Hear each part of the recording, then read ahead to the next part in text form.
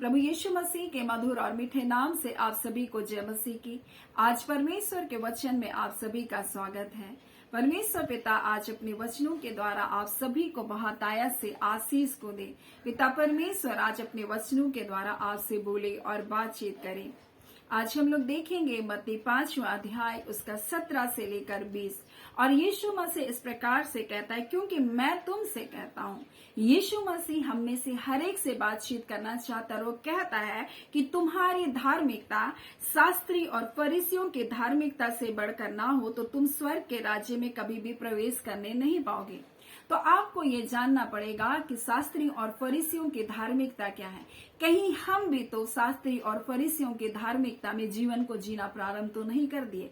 हमने विश्वास के द्वारा तो शुरू किया, लेकिन कहीं हमारे जीवन में शास्त्री और फरीसियों की धार्मिकता तो नहीं आ गई। शास्त्री और फरीसियों की धार्मिकता क्या थी? शास्त्री और फरीसी अपने जीवन में परमेश्वर के वचन को तो बताते तो थे, लेकिन उनका पालन नहीं करते थे। और उनके लिए व्यवस्था जो था एक रीति विधि बन गया था। और परमेश्वर का वचन इसी प्रकार से हमें बता रहा है कि यीशु मसीह कहता है, यह न समझो कि मैं व्यवस्था और भविष्यवक्ताओं की पुस्तकों को लोप करने आया, लोप करने नहीं परंतु पूरा करने आया। यीशु मसीह कहता है कि मैं पूरा करने आया, हर भविष्यवाणी को पूरा करने आया।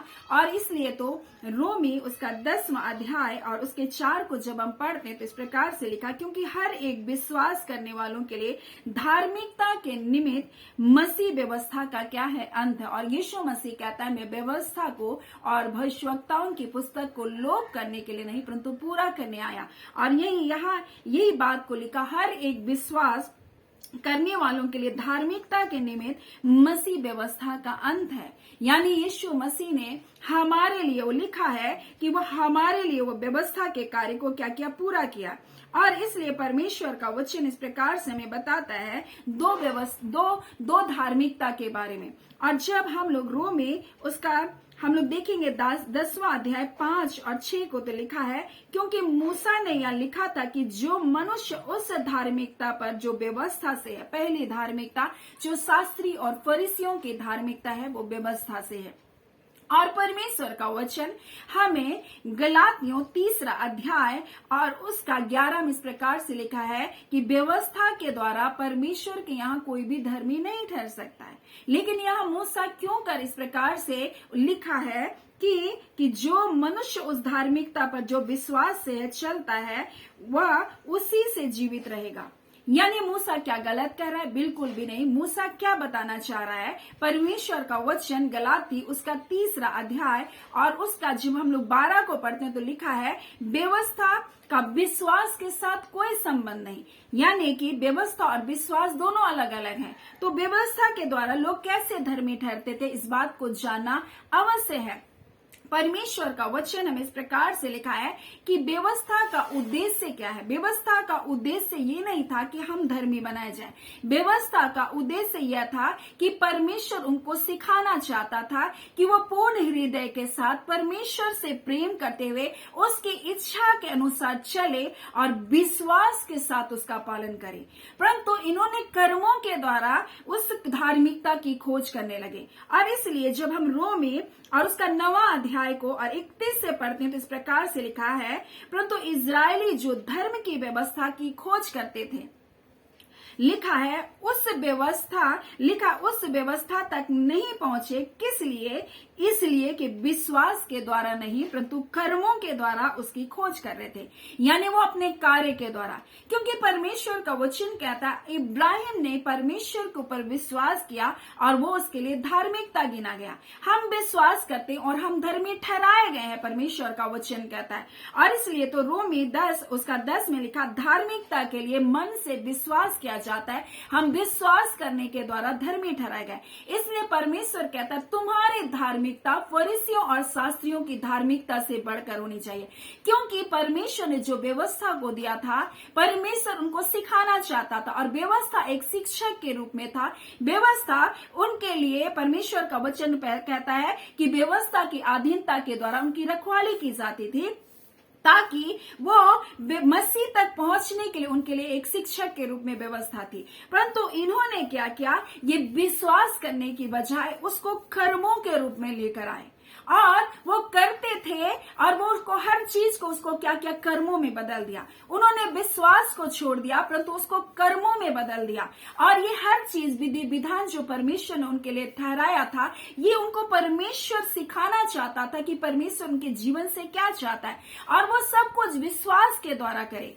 लेकिन ये विश्वास को छोड़कर ये कर्मों के ऊपर ज्यादा इनका क्या हो गया, इनको कर्मों के ऊपर ज्यादा विश्वास हो गया, ये कार्य के ऊपर ज्यादा भरोसा करने लगे, ना कि परमेश्वर के ऊपर।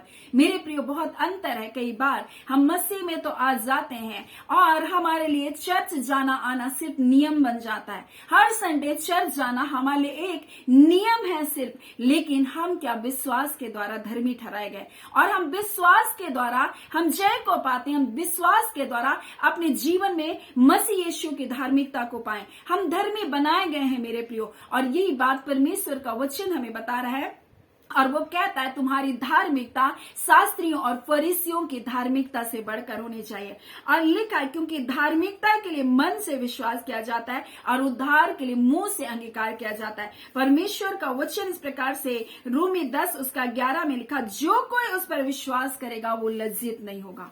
परमेश्वर का वचन कहता है उसको लज्जित होना नहीं पड़ेगा। और परमेश्वर का वचन कहता है जो उस पर विश्वास करेगा वो स्वर्ग के राज्य को पाएगा, वो परमेश्वर का पुत्र कहलाएगा। और इसलिए कहा, जो मैं तुमसे कहता हूं यदि तुम्हारी धार्मिकता शास्त्रियों और फरीसियों की धार्मिकता से बढ़कर ना हो तो तुम स्वर्ग के राज्य में कभी भी प्रवेश नहीं करोगे। आज बहुत सारे लोग अपने कर्म कांड के ऊपर पूरा भरोसा करते हैं, अपने नैतिक शिक्षा के ऊपर पूरा भरोसा करते। और व्यवस्था यही थी, परमेश्वर ने जब मूसा को व्यवस्था को दिया, ये 3 भागों में बांटा गया था। पहला जो भाग था जिसको हम लोग कहते हैं कि नैतिक नियम के रूप में, और परमेश्वर ने जो व्यवस्था दिया था उसको तोरा कहा गया। तोरा जिसका इब्रानी जो तोरा है उसका अर्थ होता है शिक्षा। परमेश्वर ने उनको शिक्षा दिया। पहला जो था नैतिक नियम यानी परमेश्वर का नियम जो पवित्र जीवन जीने के लिए दिया गया। नैतिक नियम ताकि मनुष्य पवित्र जीवन को जिए, जो परमेश्वर की इच्छा है कि मनुष्य पवित्रताई का जीवन को जिए। दूसरा, परमेश्वर ने उनको नागरिक नियम को दिए। और जब हम निर्गमन 20 अध्याय, निर्गमन 21 अध्याय को पढ़ते हैं और निर्गमन 24 अध्याय को पढ़ते हैं तो ये 3 नियम के बारे में परमेश्वर हमको बताता है। पहला नैतिक नियम जो पवित्र जीवन जीने के लिए, दूसरा नागरिक नियम जो इजरायलियों के बीच में कानून व्यवस्था सामाजिक जीवन को जीने के लिए दिए गए, और तीसरा औपचारिक नियम यानी कि परमेश्वर की किस प्रकार से आराधना करे, कैसे बलिदान विधि को चढ़ाएं, ये औपचारिक नियम परमेश्वर ने उनको दिए। और इनका उद्देश्य क्या था? इनका उद्देश्य यही था कि परमेश्वर उनको सिखाए कि वो अपने पूर्ण हृदय के साथ परमेश्वर से प्रेम करे, अपने संपूर्ण मन से परमेश्वर से प्रेम करे, अपने संपूर्ण बुद्धि के साथ परमेश्वर से प्रेम करे और उसकी इच्छा के अनुसार वो चले। यानी परमेश्वर जैसे उनको चलाना चाहता था वैसे चले, और इसीलिए तो उनको व्यवस्था दी गई थी। और न सिर्फ इसलिए परंतु वो उसको विश्वास के द्वारा वो पालन करे, लेकिन ये इनके लिए कर्म बन गया, इनके लिए एक कार्य बन गया। और इसलिए परमेश्वर कहता है तुम्हारी धार्मिकता ऐसी नहीं होनी चाहिए, कर्मों पर आधारित नहीं होनी चाहिए, परंतु उसके बेटे यीशु मसीह के ऊपर विश्वास करके तुम धर्मी बनाए गए। लेकिन आज आज्ञा हमको पालन करना है।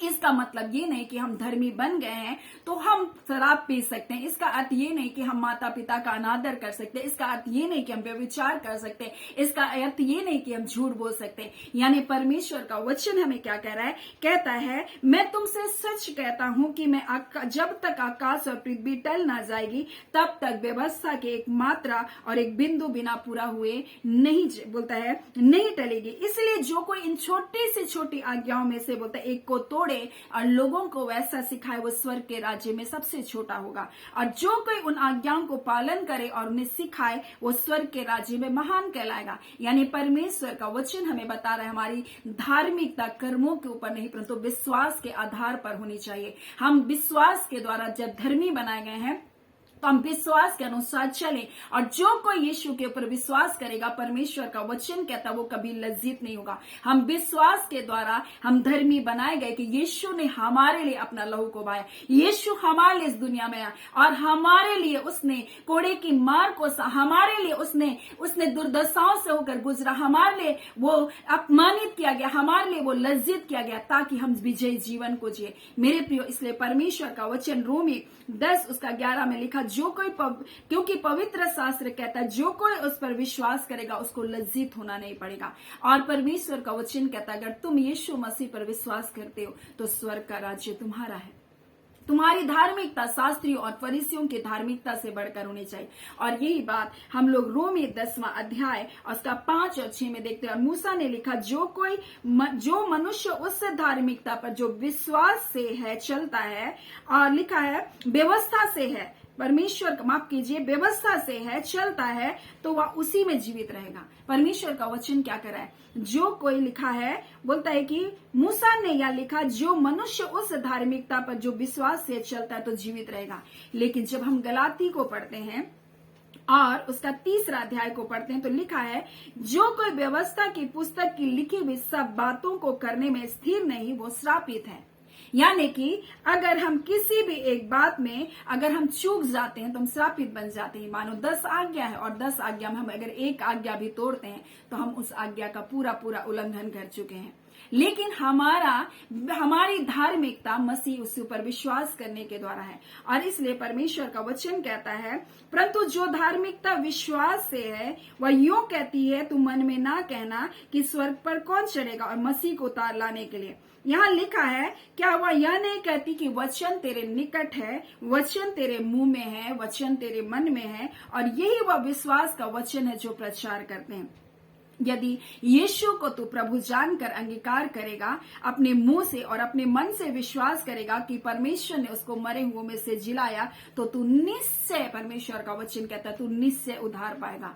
यानी हमारी धार्मिकता विश्वास के द्वारा है। और इसलिए परमेश्वर कहता है तुम्हारी धार्मिकता विश्वास के द्वारा है। हम भी कहीं फरीसी और शास्त्री के दरस को कर्मों में ना बदल दें, क्योंकि वो इन बातों में फेल हो गए। और इसलिए तो पौलुस प्रेरित उनके बारे में कहता है कि सो हम क्या कहें, या कि अन्य जाति जो धार्मिकता की खोज नहीं करते थे, धार्मिकता को प्राप्त किया, विश्वास के द्वारा प्राप्त कर लिया, अर्थात उस धार्मिकता को जो विश्वास से है।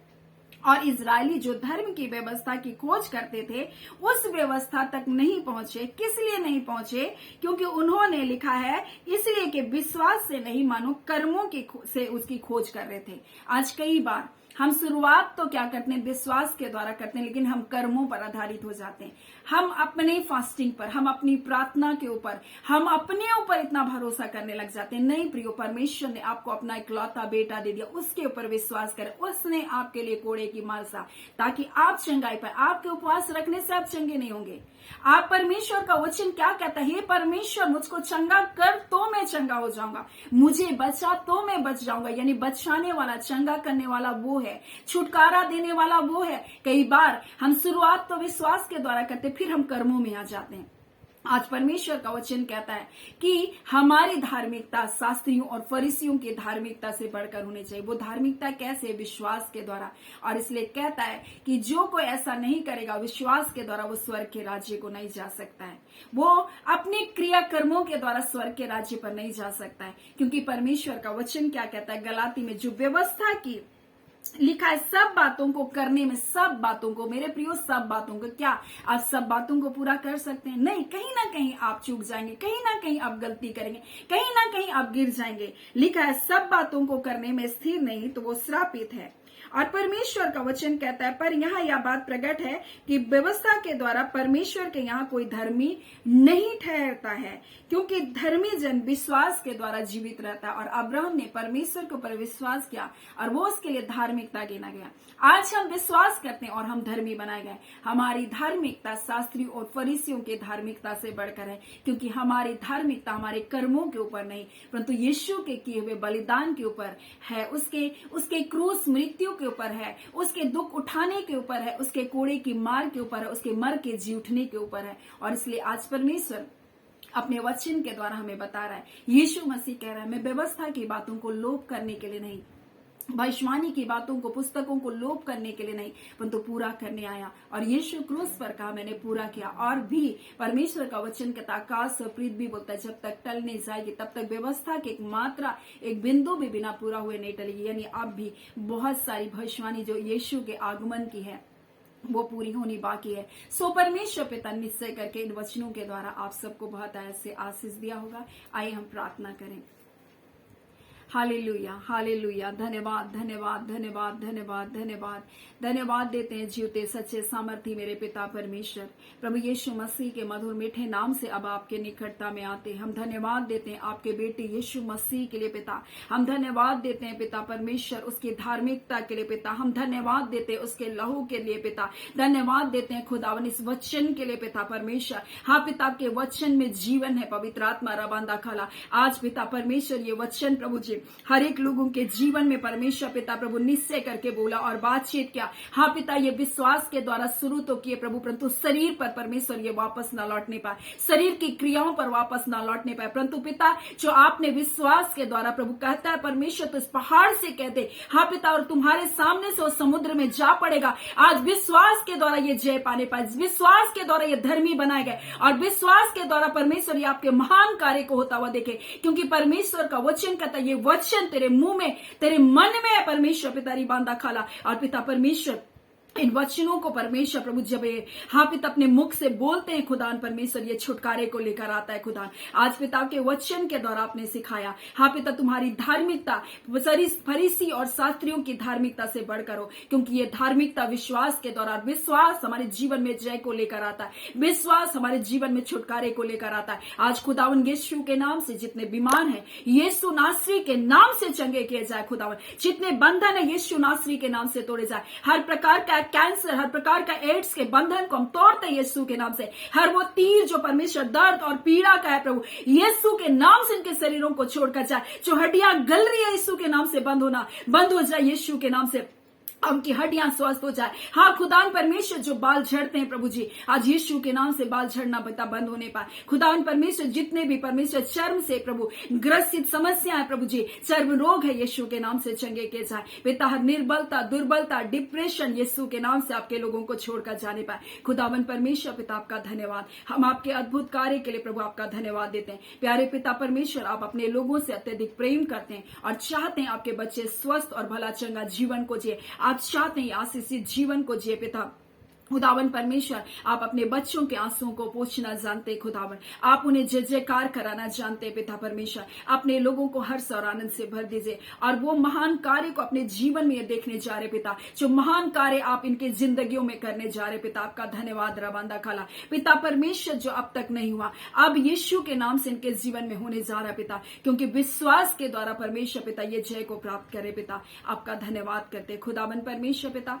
आपने अपने इकलौते बेटे यीशु मसीह को हमारे लिए दिया पिता, आपने पवित्र आत्मा को हमारे लिए दिया पिता। आज परमेश्वर पिता वो पवित्र आत्मा प्रभु जी जो हमारे हृदय में उंडेला गया परमेश्वर पिता, वो जीवन का सोता बन जाए प्रभु, जो उमड़ता जाए प्रभु जी, और खुदावन उससे लोग आशीष को पाते जाए रबांदा खाला। आज पिता जितने पवित्र आत्मा के प्यासे हैं खुदावन प्रभु, आज आपके पवित्र आत्मा से यीशु के नाम से परिपूर्ण किए जाए। हाँ खुदावन परमेश्वर अपना सामर्थ्य अपने अभिषेक से अपने लोगों को भर दीजिए खुदावन परमेश्वर। ओ पिता परमेश्वर आपका धन्यवाद देते हैं प्यारे पिता। हाँ पिता जितने प्यासे हैं प्रभु जी, हाँ पिता परमेश्वर प्रभु जितने हाँ पिता आपके वचनों के भूखे और प्यासे हैं प्रभु जी, हाँ पिता प्रतिदिन प्रभु जी आप अपने लोगों को तृप्त करना जानते हैं पिता। खुदा अपने पवित्र आत्मा से प्रतिदिन अपने लोगों को भरते जाए, अपने वचन से भरते जाए खुदा, और ये बलवंत बने मसीह यीशु में, ये जयवंत बने मसीह यीशु में। हम इस बात की घोषणा करते खुदावन पिता, हम आपका धन्यवाद करते खुदा। जितने छोटे छोटे बच्चे जो दुष्टता के चुंगल में प्रभु जी, अंधकार के चुंगल में,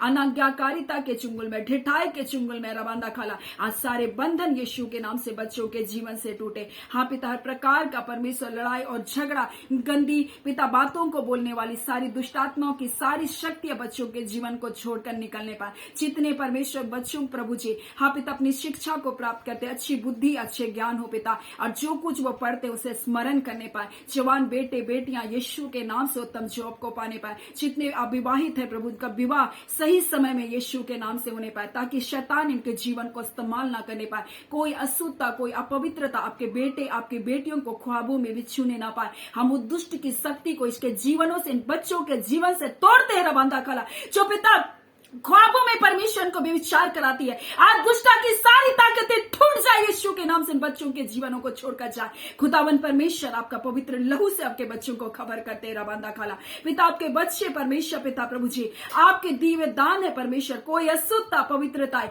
कोई गलत सपन प्रभु जी आपके बच्चों को छूने ना पाए। रिबांदा खाला आपके सामर्थ्य हाथों में आपके बच्चों को प्रोटेक्ट करते, जितने परमेश्वर पिता सेवकाई से जुड़ते उनका जीवन ब्लेस होने पाए और आप में पिता परमेश्वर आनंदित इनका जीवन होने पाए।